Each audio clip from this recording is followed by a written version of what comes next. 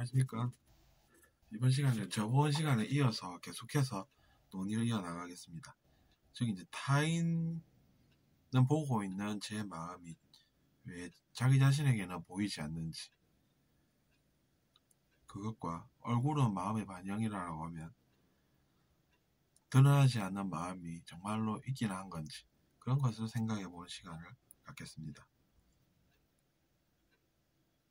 그러니까 우리는 항상 착각하는 것이 그것입니다. 연극을 보다 보면 관객이 마치 자기 자신이 사라지는 것 같다는 것이죠. 사람들이 어떻게 행동하는지만 보이고 자기 자신이 연극을 볼 때 사라지는 건 괜찮겠지만 일상생활에서는 그렇게 살면은 상대방 잘못만 보이고 내 잘못은 하나도 안 보이기 때문에 우리가 큰 실수를 할 수가 있다는 게, 그렇기 때문에 제가 이런 주제를 택하게 된 것입니다. 정말로 그렇지 않습니까? 자기 자신 탓도 있는 것인데 사실은 상대방 탓만 보인다라고 하면 그 사람이 다 잘못한 것 같고 자기 자신은 아무 잘못도 없는 것 같으면 그 다음은 어떠한 행동이 드러나겠습니까? 아니 내가 잘못한 게 뭐 있냐면서 이렇게 우리 흔히 이야기하는 그런 일들이 일어나게 되는 것입니다.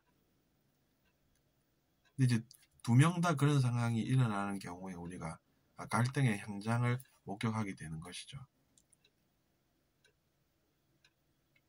그리고 우리가 얼굴이 마음의 반영이라는 것은 그렇습니다. 우리 마음에 있는 것이 얼굴 표정으로 드러난다는 것입니다. 그러면 드러나지 않는 마음이라는 것이 있겠느냐는 질문을 우리는 하게 되어 있는 것입니다. 그러면 이제 당연히 합리적인 주론으로는 없다라는 것이죠.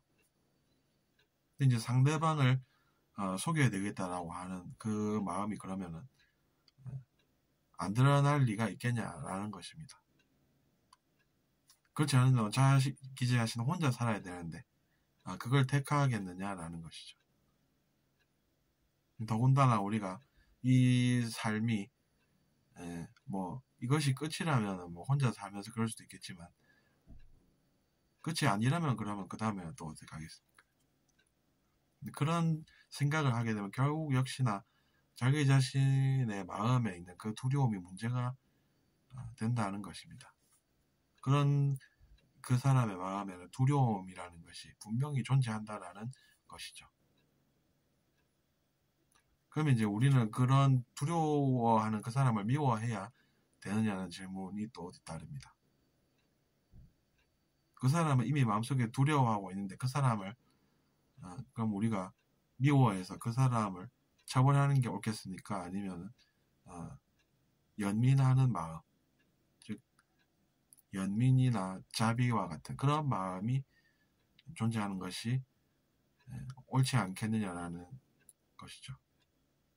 그렇기 때문에 우리가 사람을 연민하고 자비로운 마음을 가진다라는 그것을 높이 평가하는 것입니다. 미움도 마찬가지입니다. 저 사람이 나를 미워해 라고 해서 그 사람을 미워할 것이 아니라 그 미움이라는 것이 괴로움과 결부되어 있는 그 단어라는 것에 우리가 집중할 필요가 있다는 것입니다.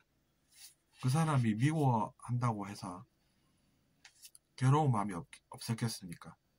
그 미움이라는 것은 괴로움이 반드시 따라다니는 것이라는 그 관찰이 내면에서 발생한다는 것이죠. 그렇기 때문에 우리는 나를 질투하는 저 사람의 마음속에 느껴지는, 즉 존재하는 그 괴로움이라는 그것을 이제 실체로 보기 시작하면서 내가 그 사람을 처벌해야겠다라고 하는 그 욕구에서 벗어나고 오히려 다른 것은 사라지고 그 사람의 마음속에 두려움만 있다라고 하는 그 점에서 우리가 두려움만이 존재하고, 그래서 두려움만 존재하는 그 사람을 우리가 미워하지 않고 그래 그 사람도 그런 것을 체험하고 있구나 라고 생각해서 미워하지 않는 마음, 그 마음이 생긴다라는 것입니다.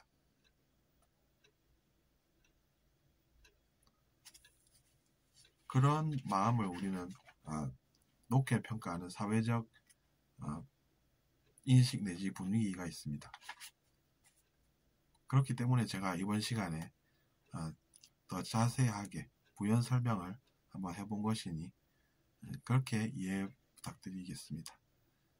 들어주셔서 감사하고 잘 들으셨다면 구독 부탁드리겠습니다.